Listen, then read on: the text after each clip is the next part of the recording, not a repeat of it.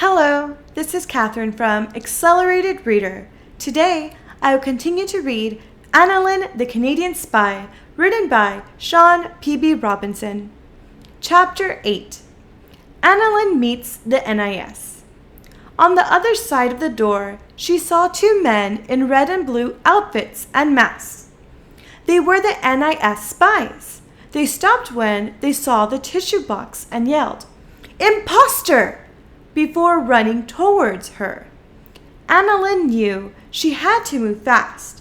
She ran down the hall away from the two NIS spies.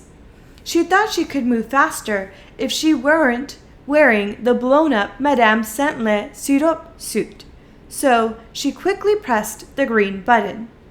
The button, however, did not work. Instead, it just made a crackling noise and did nothing. The button was broken, and she was stuck in the opera singer suit. Oh well, Annalynn thought to herself. I guess I just have to make it out of here looking like an opera singer.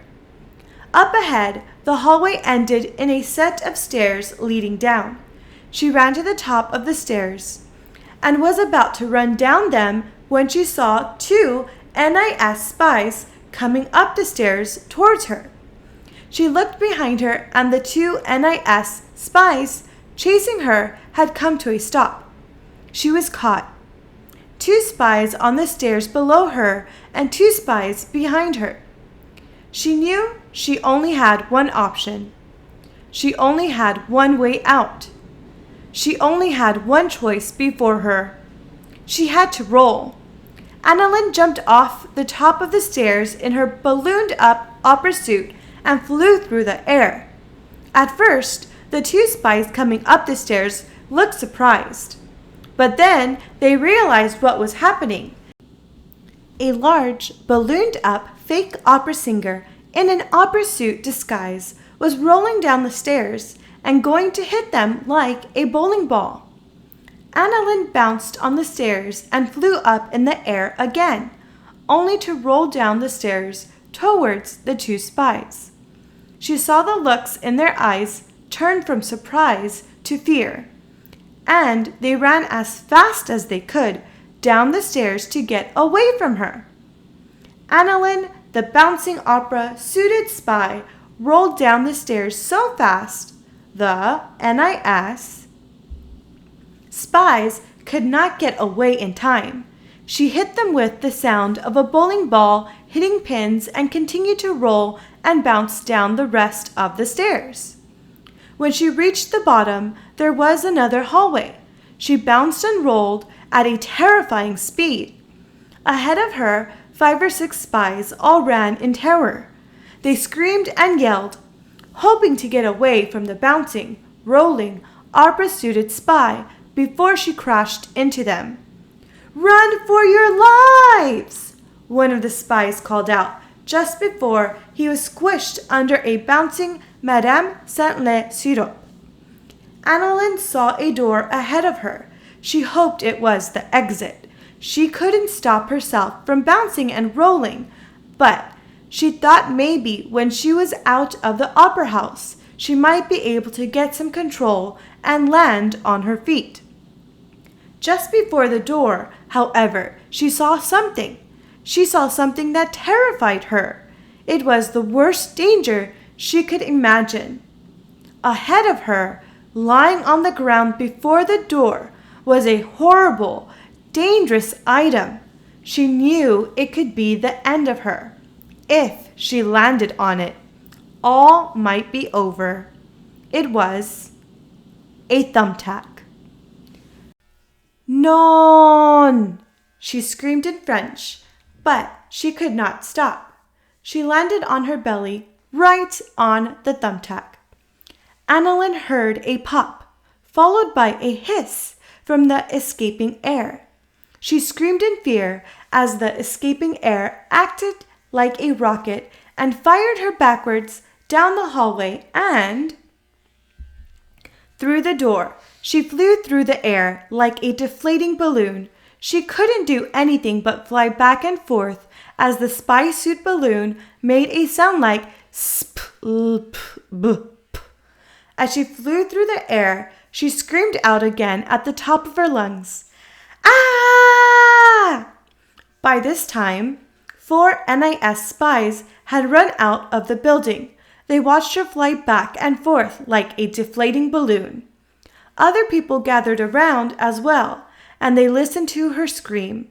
Some of the people yelled out, "Look, it's Madame Saint-Lie Surup. She not only sings like a bird, but she also flies like a rocket."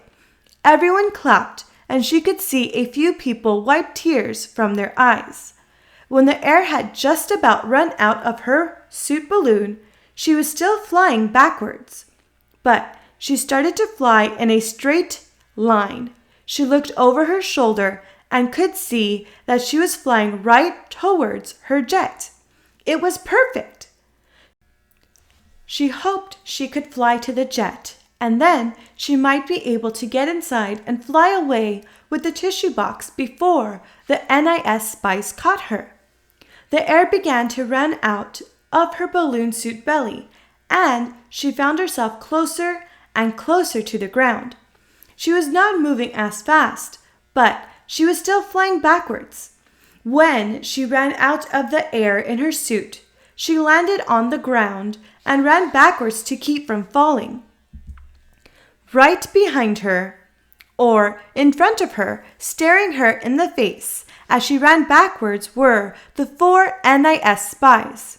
They each had a big smile on their face, and she could hear them calling out, "We almost have her. Soon we will have the tissues in our grasp." Annalynn turned around as fast as she could so she could stop running backwards. She then ran towards the jet.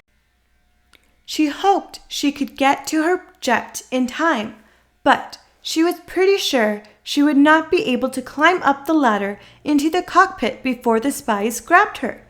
She knew it was time for the purple button. She had to jump. She pressed the purple button and screamed out in fear. Giant springs shot out of her shoes and she shot into the air. She looked down to see the jet far below her and then watched as she passed right over it. She then started to fall down on the other side of the jet. When she hit the ground again, she tried her best to bounce back towards the jet. She smiled as she saw herself moving in the right direction, but groaned as she once again passed over the jet and flew off to the side where the NIS spies were. Down below her, she could see all 4 spies. They stood together and smiled as she fell down through the air towards them. Each one raised their hands to grab her when she came close. She was sure it was over. She was about to be caught. She didn't want to go to jail as a spy, but hoped maybe one of the other CSIS spies might come to her rescue. Or maybe they would send Steve the Moose. She didn't care who they sent, as long as they sent someone and that person rescued her. When she landed, she was surprised to see that not one of the 4 spies could catch her. Instead, she landed right on the head of one of the men and then bounced up again. She flew into the air, and when she looked down, she was falling directly towards her jet. She landed in the seat in the cockpit with a loud thump and quickly pressed